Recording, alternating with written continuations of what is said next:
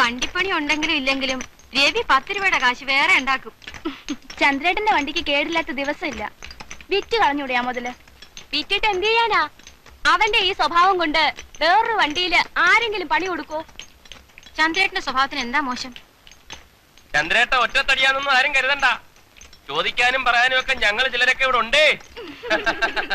ഓ, പെണ്ണിന്റെ ഒരു നാണം കണ്ടില്ലേ?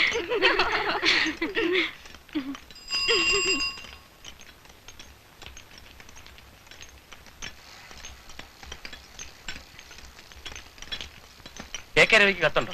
ഉണ്ട്.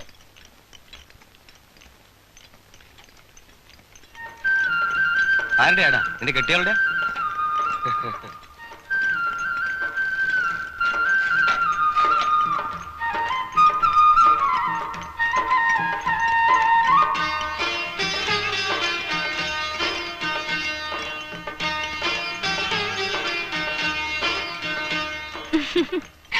ഈ രവിയുടെ പെണ്ണിന് വേറെ പണിയൊന്നും ഇല്ലേ? ആഴ്ചയില് 2 കത്താ. ചെക്കന്റെ മോന്ത കണ്ടില്ലേ? വെളുത്തമാവ് പോലെയാ. അവക്ക് എത്ര മാസമായി? 5.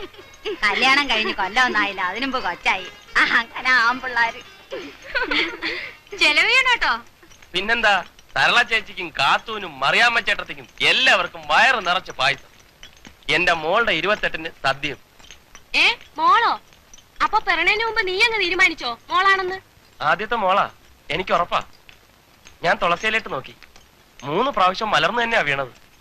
തുളസിയിലെ നുണ പറയില്ല.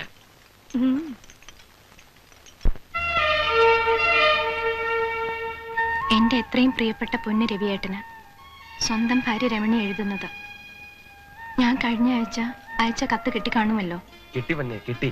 അന്ന് തന്നെ മറുപടി എഴുതിയിട്ടുണ്ടല്ലോ. അടുത്ത വെള്ളിയാഴ്ച കാവിൽ ഉത്സവമാണ്. സാംബശിവന്റെ കഥാപ്രസംഗവും 3 ആനപ്പുറത്ത് എഴുന്നള്ളിപ്പും ഉണ്ട്. രവിയേട്ടൻ വരണം. കുഞ്ഞൂട്ടൻ കണിയന്റെ പറമ്പിൽ ഒരു പ്ലാവ് കൊടുക്കാനുണ്ടെന്ന് അമ്മ പറഞ്ഞു. നമ്മുടെ പെരയ്ക്കുള്ള തടി മുഴുവനും അതിൽ നിന്ന് കിട്ടുമെന്ന് അമ്മ പറഞ്ഞു. രവിയേട്ടന്റെ മോള് കുറുമ്പ് കാട്ടി തുടങ്ങിയിട്ടുണ്ട്. അവൾ എന്റെ വയറ്റിനുള്ളിൽ കിടന്ന്